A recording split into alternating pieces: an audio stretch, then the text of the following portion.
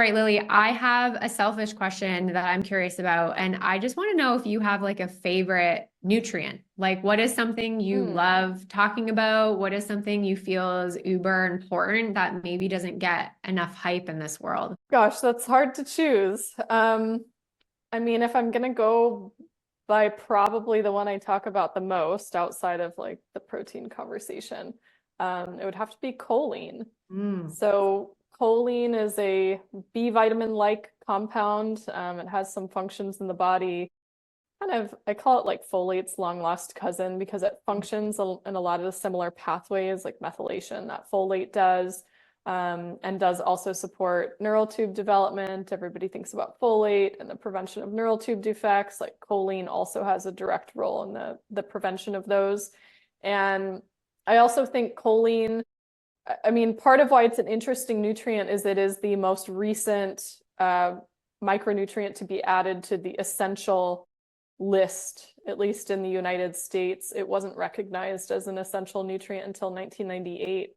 So Mm. before then, we had always assumed the body can just make enough choline from other things because we do have an endogenous synthesis pathway for choline. And women in particular, we produce more choline.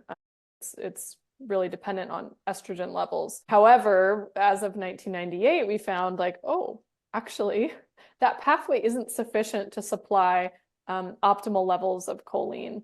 And if you don't take in any, you actually end up with fatty liver disease. That's how they did the depletion studies. Was wow, you deprive, it was adult men, but still, you deprive men of choline and they literally, it causes fatty liver Wow. disease. And I don't use the word cause very much in my language. I'm pretty careful Yeah. with that sort of stuff, not associated with causes. I think another reason it's an interesting one is that most of us are not getting enough, particularly women, like 90 to 95% of women are not getting enough choline. And it plays such important roles in the like early prenatal development timeframe with the neural tube defects, but it also is supportive of our liver health. It supports placental function during pregnancy. It supports our brain health and cognitive function, but also brain development in babies. And where do we find the most choline? It's in foods that we have long been told not to consume.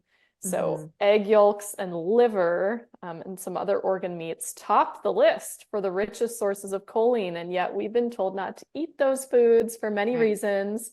Probably the largest one, at least outside of pregnancy, is the fact that they also contain cholesterol, which we used to think was evil. Now we realize that was completely misguided.